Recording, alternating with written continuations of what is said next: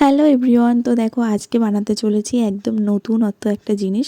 নতুন না, পুরনোই, কিন্তু আমাদের কাছে নতুন, কারণ ফার্স্ট টাইম আমি ট্রাই করছি। শুধুমাত্র বরের আবদারে ফার্স্ট টাইম আমি বানাতে চলেছি।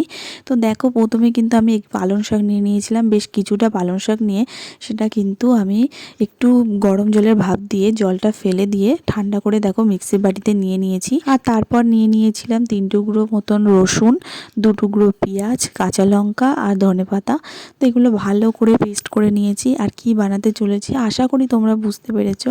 আর আগের ভিডিওতে তোমাদেরকে আমি দেখিয়েছি আমি বাড়িতে কি বানিয়েছি। তো চলো আস্তে আস্তে বলছি আমি কি বানাচ্ছি। তো দেখো, সেই পেস্টটা কিন্তু আমি এখানে নিয়ে নিয়েছি। আর এখানে জোয়ান নিয়ে নিয়েছি পরিমাণ মতন, আর 4 চামচ মতন আমি সাদা তেল নিয়ে নিয়েছিলাম, পরিমাণ মতন লবণ দিয়ে দিয়েছি।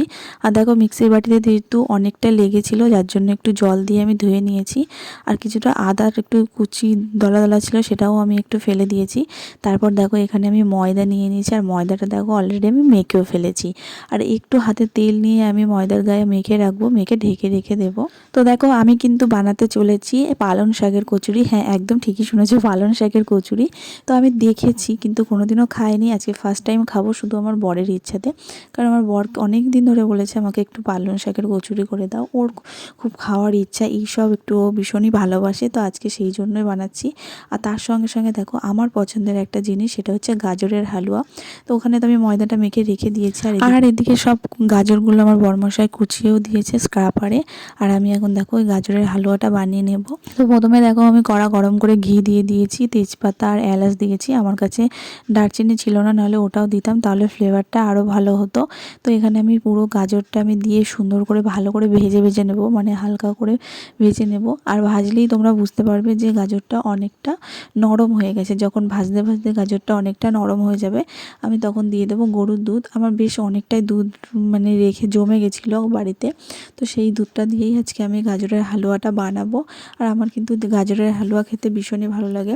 তো দেখো এখানে গাজরটা তোমরা দেখে বুঝতে পারছো আগের গাজরটা কেমন ছিল আর এখন কেমন আছে। অনেকটা কিন্তু নরম হয়ে গেছে গাজরটা ভাজতে ভাজতে। এখানে যতটা আমার দুধ লাগবে আমি ততটাই দিয়ে দেবো আস্তে আস্তে। তো দেওয়ার পরে আমি এটা ঢেকে দেবো। ঢেকে দেওয়ার পরে গাজরটা যখন একদম নরম হয়ে যাবে, মানে গলে যাবে, সুন্দরভাবে মিশে যাবে, তখন আমি দেবো চিনি। আর তোমাদের কার কার বলো তো গাজরের হালুয়া খেতে ভালো লাগে, কমেন্ট করে জানিয়ে তো।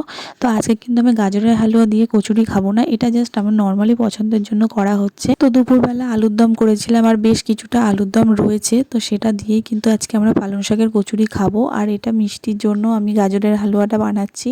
আর দেখো এখানে কিন্তু গাজরটা অনেকটা গলেও গেছে। আর আমি এখন ঘি দিয়ে আর কাজু কিশমিশ দিয়ে হালুয়াটা নামিয়ে নেব।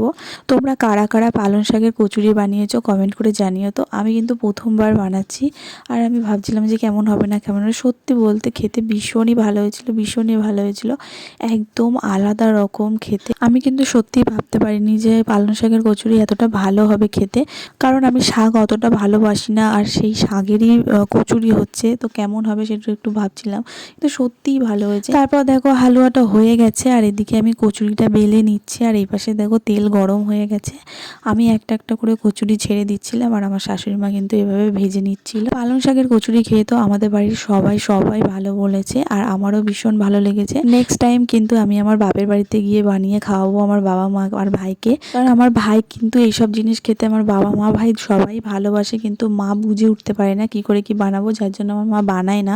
আমরা যখন যাই তখনই আমরা এইসব বানিয়ে আমার বাবা মা ভাইকে খাইয়ে আসি।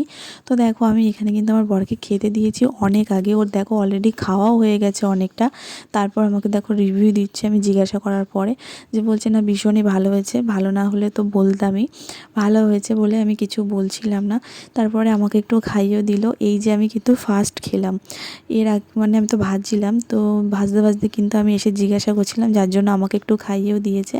আর আমার মামামও কিন্তু খেয়ে খুবই ভালো বলেছে। আর মামাম তো বুঝতেও পারছে না যে এই লুচির কালারটা কেন এরকম, ও তো ভাবছে যে এরকম কেন লুচির কালার।